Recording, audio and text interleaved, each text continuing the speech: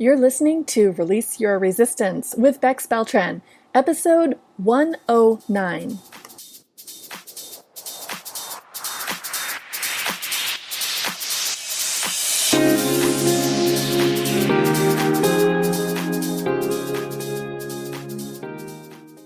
Welcome to Release Your Resistance. This is Bex. The only reason why any of us don't have what we want in life is because of our own resistance. Right now, I'm learning how to recognize and release my resistance, and this podcast tells you how you can release your resistance so that you can live the exact life that you want. Let's get started. In June, I did something so fun and colorful and purposeful. It was such a great use of my time and energy and creativity, and I got so excited about it, and I'm still getting the benefits from it almost a month later. So I thought I would share it with you in a podcast episode. But before I do, let me just address and confirm, yes, it has been a few months since my last episode. You may have missed or forgotten, or if you're hearing this podcast for the first time, maybe you didn't know that here in 2022, in season 3, I have decided to let my episodes just come out naturally and organically without any expectation of frequency or regularity. The last episode that I published in May was a very fun author interview with my friend Amy about her new book. So if you missed that episode, please go back and listen after you are finished with this one. And one reason why I wanted to share this episode specifically today is because it is the birthday of one of the show's biggest fans, my mom. So Mom, if you're listening today on your birthday, here is a very public happy birthday wish for you. Now let's go to today's topic, my June project. Just to give you a little background information, in May, I got the nudge that I wanted to make some dog portraits. I have been spending a lot of time with a lot of cute dogs lately, so I've been taking so many pictures of cute dogs, and I got the idea of turning some of those pictures into miniature painted portraits by transferring the photos onto canvas and then painting over them. The mini portraits did not turn out well at all, but that nudge to get out my paints did make me want to learn how to actually paint a dog portrait on my own. So I looked for a few tutorials, I watched a few videos, and I gave it a try. And it was so fun and rewarding and enjoyable. And after the first few tutorials, I realized I could probably really improve my skill and technique if I painted a lot more and if I painted every day. So I decided to come up with a project for June. I called it A Dog a Day. My plan was to paint a dog every day in June, and I was so excited to get started, and I told everyone what I was doing. I stocked up on canvases and paint and brushes. I started collecting and organizing pictures of the dogs that I would paint in the coming weeks. And June came, and I got started, and it was fun and motivating and interesting and exciting. And it was also a little challenging. By the end of June, I had painted 30 dogs, more if you include the dogs that I painted in May.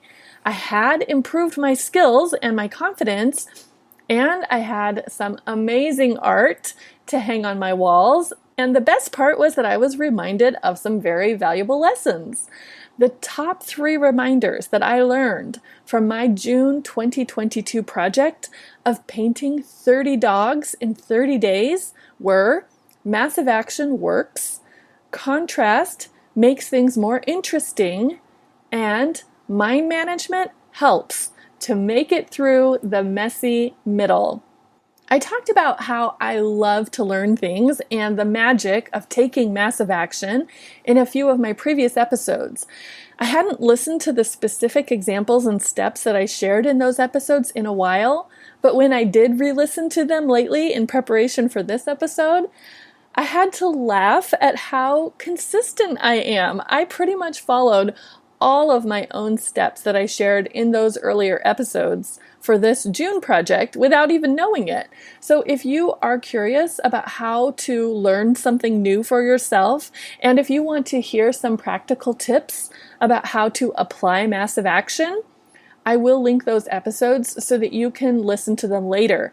Just go to the show notes for this episode at bexb.org/30dogs. That's bexb.org/30dogs. Having the massive action plan of painting 30 dogs in 30 days, no matter what, created so many benefits for me. I got the momentum that I wanted to start and then to keep going. I felt a sense of purpose. I was able to quickly see my own progress, and the people that I told about the project helped to keep me accountable and celebrated with me when I finished. You know the expression about how a journey starts with a single step? That's momentum. And once I got started, that momentum just propelled me forward throughout the month. As soon as I saw one completed dog portrait, I could imagine seeing the other 29 completed portraits. So if you are hesitating or procrastinating anything in your life, consider what a powerful motivator momentum is and just take the very first single step. And throughout June, I knew I would be painting a dog every day. I arranged my schedule around what time I would be painting. And at the end of the day, I would think about and sometimes even prep for the dog I would be painting the next day. It felt so good to have this daily plan that was part of a bigger plan. It felt like purpose. And the progress that I made was a little bit of a surprise, but it shouldn't have been. It is logical that if you do something every day, you will see progress. But the surprise was how much I learned. I was able to see patterns in my thinking with each new painting. I could feel myself gaining experience and confidence. And plus, since I kept all the portraits in a specific album, I loved seeing that album grow every day, and I loved seeing the count get higher and higher. I told a few supportive, encouraging people about this plan for myself, and even if they didn't explicitly ask throughout the month, I knew they knew, and that knowledge gave me another reason to keep going. Plus, I loved the accountability of seeing the number of portraits in that album on my phone. I was so motivated to get the count up to over 30. The day that I finished the project, June 30th, I felt so excited. That morning, I knew I had time to paint in the morning before my scheduled calls in the afternoon, but I also gave myself time after those to finish that last painting if necessary. And then I also had a happy hour scheduled with my friends that evening. I finished the painting that morning in record time, and it turned out so great. So what a great end to the project. And I went into my afternoon feeling so proud and light and celebratory. And I put on some red lipstick and some fun earrings, and my joy and celebration just vibrated out of me to everyone that I talked with later that day and that night. Let's talk about contrast. Do you know the concept of contrast? The idea that knowing what you don't want shows you what you do want? Part of it could also be about being aware of what you don't like so that you appreciate more what you do like. In coaching circles, we also call this the 50-50, referring to life as always 50% bad and 50% good. And I put bad and good in quotes because nothing is ever really bad or good. It's just what we think about it. In art, a big part of what you see and perceive is the contrast, or the 50-50 on the canvas. But in painting, there's no good or bad value like in life. In life, we might think certain emotions or situations have a bad or a negative or an unwanted value. But in painting, it's just contrast, light or dark, not good or bad. Years ago when I was taking a watercolor class, my teacher's most common advice to me was, make it darker. And I never wanted to. I exercised my artistic freedom and I kept all of my paintings very light. Now, as I've been painting and trying to improve my representations, I see how valuable and important contrast is. I see so clearly why my teacher encouraged me to make it darker. The difference between the light and the dark makes things more real and interesting on the canvas, and in life too. Life and paintings would be dull, flat, and boring without contrast. In art and in life, contrast creates reflection, depth, and perspective. What a good reminder for me. How interesting that now I am super invested in bringing more darkness to my paintings, but still afraid to allow it so much in life. What about you? Have you seen examples in your own life how contrast makes it more interesting and provides you with more perspective? I talked about the messy middle on this podcast before when I shared the reminders that I learned from renovation, and you can find a link to that episode at bexby.org/30dogs, 30dogs. Facing the messy middle every day during this month-long project really helped me see a specific pattern about getting through the tough times. Some common thoughts started to sound very repetitive day after day. Maybe you hear these kinds of thoughts about your own daily activities. Mine sounded like, now it's ruined, or I don't know how to keep going from here, or this isn't good, and it's not turning out how I wanted. As these phrases became more and more repetitive and familiar, I started to recognize, oh, I always think these same thoughts when I get to this stage of the painting. I was actually able to notice my stages of painting and how I feel different emotions during the different stages. And then those emotions weren't a problem anymore. Some stages feel fun, and I think they're easy. Some stages I dread, but because I was painting a dog a day, I just kept going despite the dread and the untrue thoughts that I didn't know how to keep going. And in case you're curious about my stages of dog painting, there are 6 of them. I will share them here because you might be interested in my painting process, but more because you might recognize these stages as similar to something that you go through in your own life or work or relationships or projects. So here are the 6 stages of dog painting. Stage 1 is planning and preparation. This stage is so fun and easy for me. I scroll through photos of cute dogs to decide who I will paint and how I will position them on the canvas. I crop the photo and I size it and I transfer the image onto the canvas. I decide on and paint the background color. There's no resistance at all during this stage. It is so easy and fun and enjoyable. And sometimes I do this for multiple paintings at once. Stage 2 is painting the underlayer. This part is also so fun and easy. It is actually painting, and it does require paying attention and noticing the values and the detail and the direction of the dog's fur, but it is just an underlayer and it will be painted over, so it's so free. It's making a huge mess and it's so fun. Stage 3 is painting the eyes and nose, and I really pride myself on doing a good job on the eyes and nose, and I love seeing the dog come to life through those features. Once when I did the eyes and nose before doing the underlayer, it looked like the dog was peeking through a white sheet with holes in it until I painted the rest of the painting around it. So this is also one of my favorite stages. The next stage is cleaning up the mess and detail painting.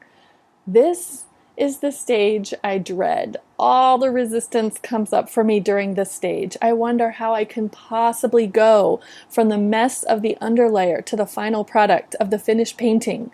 I tell myself I don't know how, and it's not going to turn out, and everything is ruined. I lose all my motivation and momentum during this stage. I really have to manage my mind through this part and just work on little tiny sections at a time and remind myself that none of this really matters, and I have done this before, and it will probably be fine.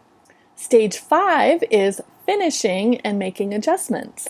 This stage is better than the detail painting of the last stage because I am on the other side of all my doubt and resistance, and I can see that the painting does resemble the photo that I'm working from.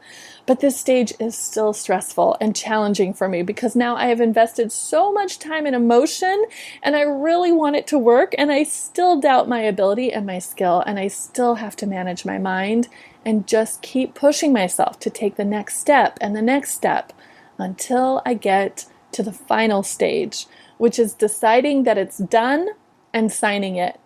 One of my favorite techniques that I learned through this Painting a Dog a Day project was to take a picture of my painting when I think it's done, and then I can toggle back and forth between the painting and the reference photo on my phone so I can see what needs to be darkened or lightened or fixed.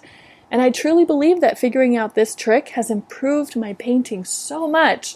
So I am pretty excited when I get to this stage. I am finally on the other side of all the stress and challenge.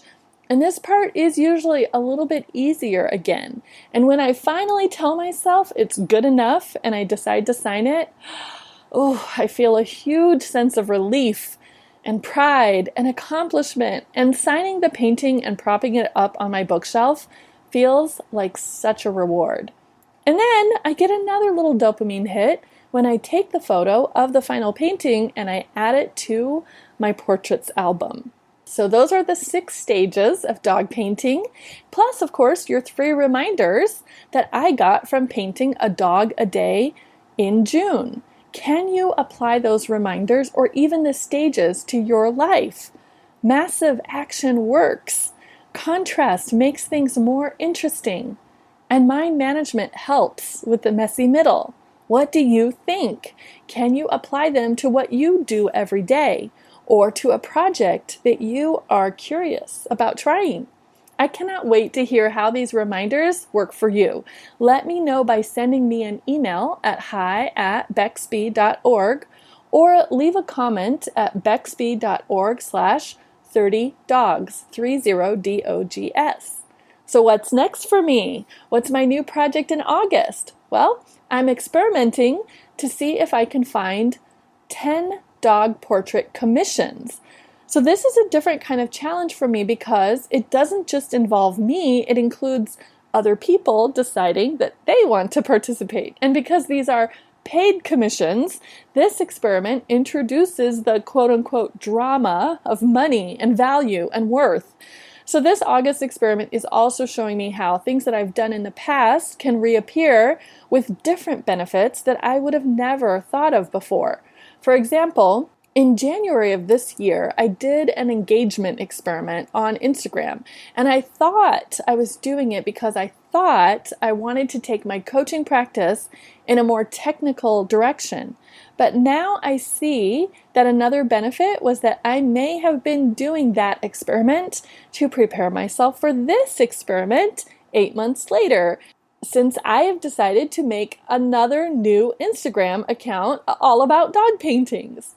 So if you want to follow along on my August project of finding 10 paid dog portrait commissions, you can do a few things. You can follow the new Instagram account that I'm creating just about dog painting. You can tell your friends and favorite dog parents about my paintings and this episode, and you can consider a commissioned dog portrait for your own home or space. And you can find all of this at the show notes for this episode at bexby.org/30dogs, 30 dogs. And beyond August, who knows? Maybe you have a suggestion or a request. For example, I have a few other episode ideas that I'm thinking of for future weeks and months. Maybe I'll talk about my word of the year, finally, for 2022. It just emerged recently. Maybe you would like to hear about all of the experiments that I have tried this year, or books I'm loving right now. What else would you be curious to hear about?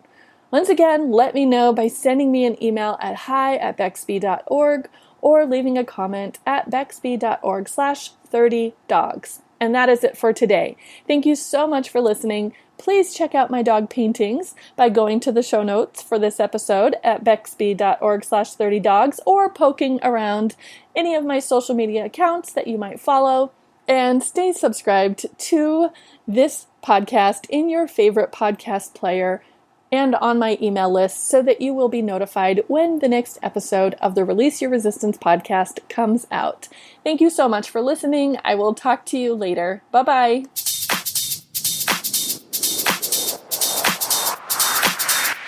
This has been Release Your Resistance.